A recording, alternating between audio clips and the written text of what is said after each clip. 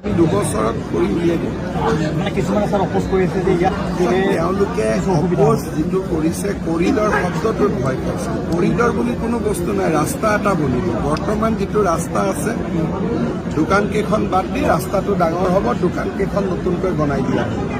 সৰু কথা এটা, মানুহে ভাবিছে কৰিডৰ মানে কিবা অদ্ভুত কিবা এটা বনাব গৈ আছে।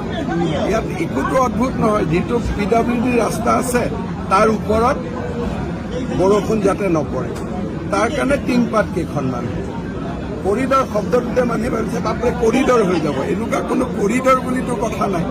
ৰাস্তাটোতো আছেই, ৰাস্তাটোৰ ওপৰত টিংপাতহে হ'ব। চিৰিবিলাক নাথাকিব, চিৰিবিলাক থাকিব, খটখটি থাকিব, চব একেই থাকিব, কোনো পৰিৱৰ্তন নহয়। খালি ওপৰত টিং চালি কেইখন লাগিব, ইমানেই। কৰিডৰ মানে বেলেগ কথাটো একো নাই। তাকে লৈ মানুহে 10জন মানুহে 10জন কথা কৈ আছে, যিটোৰ কোনো প্ৰয়োজন নাই। দোকান কেইখন উঠিব, এটা কৰিডৰ বনিব, কৰিডৰতে দোকান কেইখন ধুনীয়াকৈ পকাৰ হৈ যাব, দোকান কেইখন ধুনীয়া লাগিব, ওপৰত টিংপাত লাগিব, ইমানেই কৰিডৰ। কোনো 6-5টা ঘৰ ভাঙিব, তেওঁলোকক ৰাস্তাটো যিখিনি বহল কৰোঁতে মাজত আহে, তেওঁলোকৰ লগত আমি আলোচনা কৰি আছোঁ। ক্ষতিপূৰণ দিয়া হ'ব, তাতে আমি তলত নতুন ঘৰ বনাই দিম, য'ত আমাৰ জাগাখিনি আছে, তলত ফিল্ড আছে, তাতে তেওঁলোকৰ ঘৰ হ'ব আৰু ফিল্ডখন অলপ দূৰত লাগিব।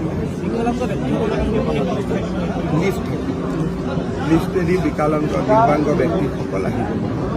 ইয়াতে কৰিডৰ মানে একো কিবা সাংঘাতিক বস্তু এটা নহয়। যেনেকৈ শব্দটো শুনিলে, ইংৰাজী শব্দটো শুনিলে ডাঙৰ ডাঙৰ লাগে।